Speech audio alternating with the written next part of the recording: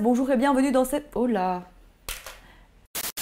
Aujourd'hui, on va parler rétrospective de make-up et plus particulièrement make-up de défilé et plus particulièrement make-up de défilé Dior sous la coupe de John Galliano.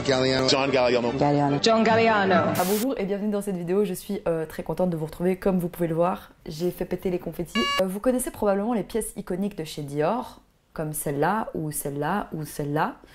Mais c'est vrai que les gens ne connaissent pas forcément toujours les maquillages de malades qui ont servi au défilé. Et c'est ce qu'on va voir aujourd'hui.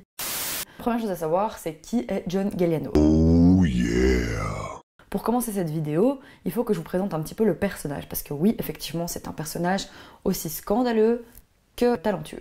Donc John Galliano, c'est un styliste qui est né en 1960 à Gibraltar. Il a commencé sa vie là-bas, il a ensuite immigré vers l'Angleterre pour ensuite finir vers Paris.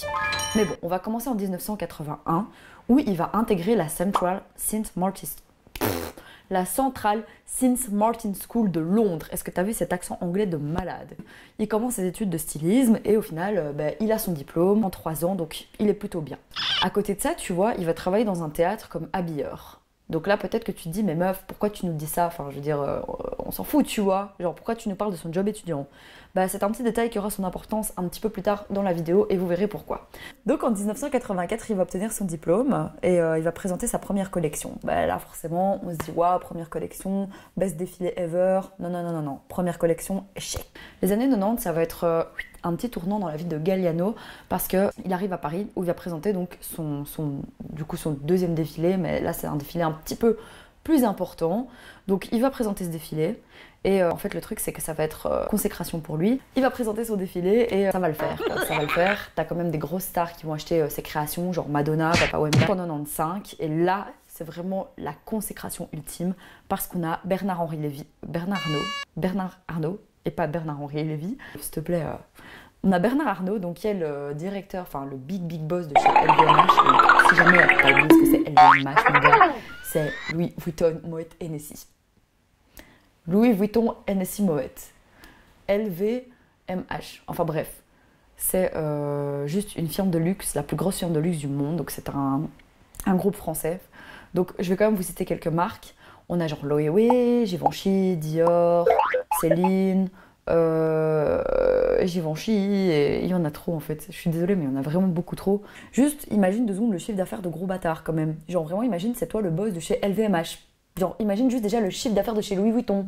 Et puis imagine le chiffre d'affaires de tout condensé, tu vois. Wow, genre mec, laisse tomber. Franchement, juste imagine tous les snacks que tu pourrais te payer avec le salaire de Bernard Arnault, mec. Il n'y aurait même pas assez de salade pour fourrer tous les kebabs. Notre ami, il va devenir directeur artistique de la création et du prêt-à-porter, donc chez Givenchy en 1995. En 96, par contre, il va passer chez Dior.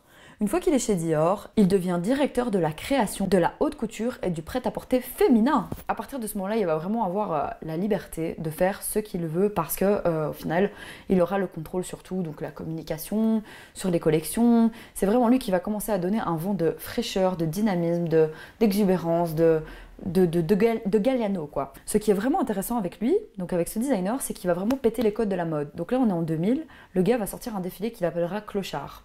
Genre, déjà, tu te dis, monde de la mode, nom du défilé, clochard. Les deux trucs ne vont pas ensemble.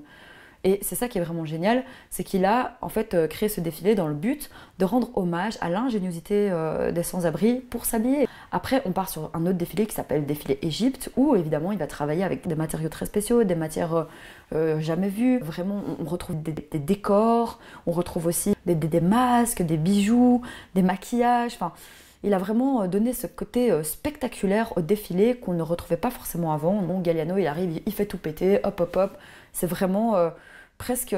En fait, c'est carrément du théâtre. Et lui-même se met en scène d'ailleurs. Il n'hésite pas à le faire. Il se met tout le temps en scène. Il participe même à ces défilés. Toujours plus théâtraux les uns que les autres, toujours plus incroyables. Ça, c'était pour la petite histoire par rapport à John Galliano. C'est juste une petite mise en bouche avant de vous montrer la suite. Moi, je vous laisse découvrir ça.